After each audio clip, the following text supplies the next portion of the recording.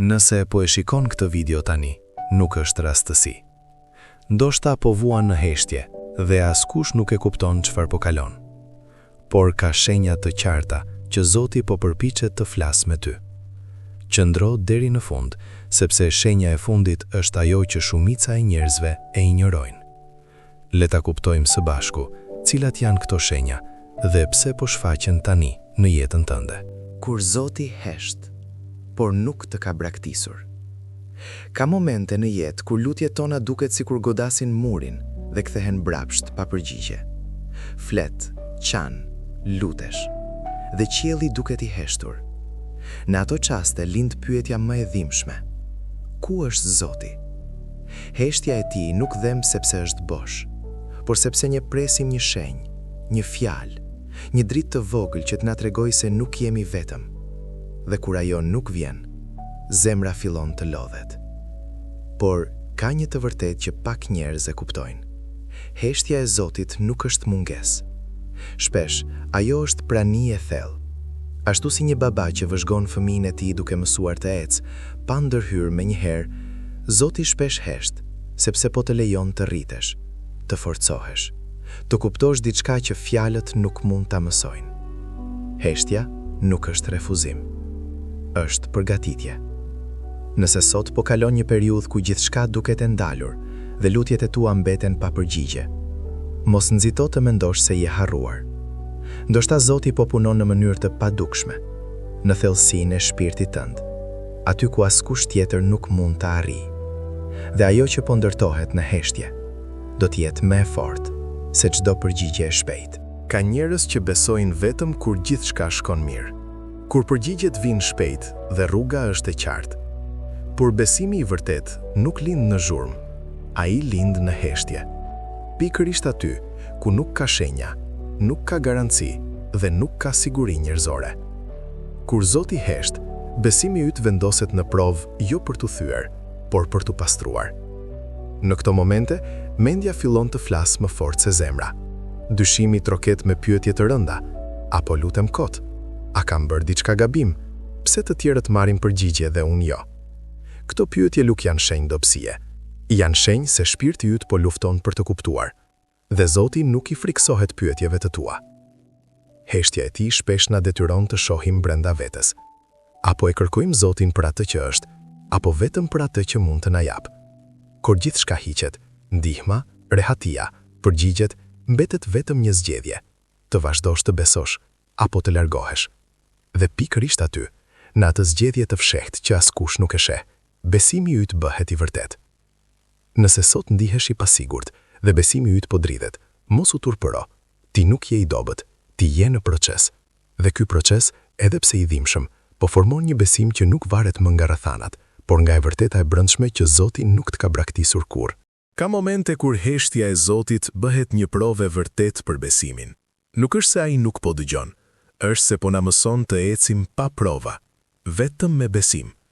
Në këto qaste, zemra bëhet fush beteje. Mendimet pyesin, frika flet më fort dhe shpresa duket e lodhur. Por pikërisht këtu ndodh diçka e shenjtë. Besimi kalon nga fjalë në rrënjë. Zoti shpesh hesht jo për të na larguar, por për të na forcuar. Ai dëshiron që ne të mos mbështetemi vetëm te ndjenjat apo përgjigjet e shpejta, por te karakteri i tij. Heshtja e tij është si errësira para agimit, e vështirë, por e përkohshme. Nëse do të duronim pak më shumë, do të shihnim se ai ka qenë aty gjatë gjithë kohës, duke ndërtuar diçka më të madhe se ajo që ne kërkuam. Mos e ngatroni heshtjen me mungesën. Zoti po punon edhe kur nuk e ndjeni, edhe kur nuk e shihni, edhe kur lutjet duken sikur bien në tokë. Besimi i vërtet lind pikërisht këtu. Ka ditë kur zemra lodhet nga pritja. Lutjet janë thënë me zë të ulët dhe me lot, shpresa është përsëritur qindra herë, por përgjigja ende nuk vjen. Në këto momente, njeriu ndjen një peshë të rëndë brenda vetes, sikur koha po ecën përpara dhe Zoti ka ndaluar. Por kjo ndjesi nuk është fundi i besimit, është prova e durimit. Zoti e di saktësisht sa mund të përballojë zemra jon. Ai nuk vonon pa arsye. Çdo pritje ka një qëllim, edhe kur ne nuk e kuptojmë. Ndonjëherë ai po përgatit rrethanat, ndonjëherë po na përgatit ne, sepse nëse bekimi do të vinte shumë herët, ne nuk do ta vlerësonim ose nuk do të ishim gati ta mbanim. Kur zemra lodhet, Zoti fton shpirtin të pushojë tek ai, jo të heqë dorë, por të mbështetet. Pritja nuk është humbje kohe, është proces shërimi, pastrimi dhe rritjeje. Dhe kur përgjigja më në fund vjen, do të kuptojmë se çdo sekond pritjeje kishte kuptim. Heshtja e Zotit nuk është boshllëk. Ajo flet në mënyra që mendja jon shpesh nuk i kupton. Kur nuk ka zë, nuk ka shenja të dukshme dhe as përgjigje të menjëhershme, Zoti po punon në thellësi, atje ku sytë tanë nuk arrin. Heshtja e tij nuk është mungesë dashurie, por një formë më e lartë kujdesi. Në këtë heshtje, besimi pastrohet. Nuk mbështetet më te mrekullitë e dukshme, por te bindja e brendshme se ai është ende aty. Zoti na mëson të ecim jo nga ajo që shohim, por nga ajo që besojmë. Dhe kjo është një nga mësimet më të vështira, por edhe më të fuqishme. Shpesh, pikërisht në heshtje, Zoti na largon nga ajo që na dëmton, na riformëson mendjen dhe na forcon shpirtin. Kur përgjigjja vjen më vonë, ajo vjen më e qartë, më e thellë dhe më e qëndrueshme, sepse ajo që ndërtohet në heshtje rrallë herë shembet. Ka momente kur njeriu kërkon shenja, një dritë, një fjalë, një konfirmim të vogël dhe nuk gjen asgjë. Duket sikur çdo derë është e mbyllur dhe çdo rrugë përpara është e errët. Por ajo që nuk shohim është se Zoti shpesh hap rrugë në mënyrë të padukshme, larg syve tanë. Kur një derë mbyllet, nuk është gjithmonë refuzim, ndonjëherë është mbrojtje. Zoti sheh përpara, më larg se dëshirat tona momentale. Ai e di se disa rrugë do të na lëndonin, edhe pse sot na duken tërheqëse. Prandaj heshtja e tij ndonjëherë është përgjigja më e mëshirshme. Edhe kur gjithçka duket e ndalur, procesi vazhdon. Çdo hap i vogël, çdo ditë e vështirë, po ndërton një rrugë që do ta kuptojmë vetëm më vonë. Besimi i vërtet lind kur ecim përpara edhe pa shenja, duke i besuar Zotit që e njeh fundin që në fillim. Shpesh nuk e kuptojmë se sa shumë po forcohemi pikërisht në periudhat më të vështira. Kur Zoti hesht dhe rruga duket e gjatë, brenda nesh po ndërtohet një forcë e re. Jo ajo që bën zhurmë, por ajo që qëndron. Jo ajo që shfaqet me një herë, por ajo që mbetet për gjithë jetën.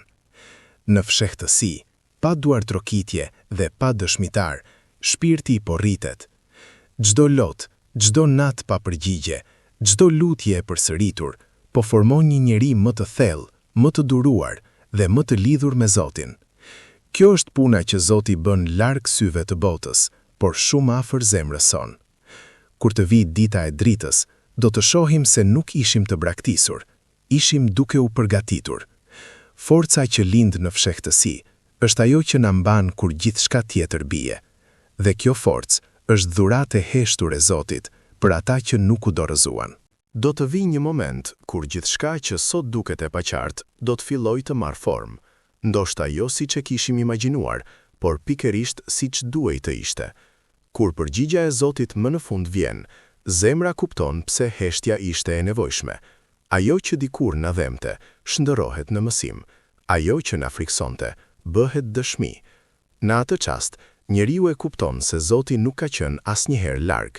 Ai ishte aty në çdo hap, në çdo natë të gjatë, në çdo lutje të thënë me zë të dridhur. Heshtja nuk ishte mungesë, por prani e thellë dhe e qëndrueshme. Përgjigja e Zotit sjell paqe, jo vetëm zgjidhje. Ajo qetëson shpirtin dhe forcon besimin. Dhe atëherë, njeriu nuk kërkon më prova të vazhdueshme, sepse e di, edhe kur Zoti hesht, ai gjithmonë vepron. Kur Zoti hesht, nuk është fundi i historisë. Është fillimi një kapitulli të ri, i shkruar jo me zë, por me dritë. Është aty ku shpirti rritet, ku besimi pastrohet dhe ku njeriu mëson të ecë edhe pa parë gjithë rrugën përpara. Heshtja nuk vjen për të humbur, por për të formuar. Nëse sot ndihesh i vetëm, i lodhur ose i paqartë, mos u frikso.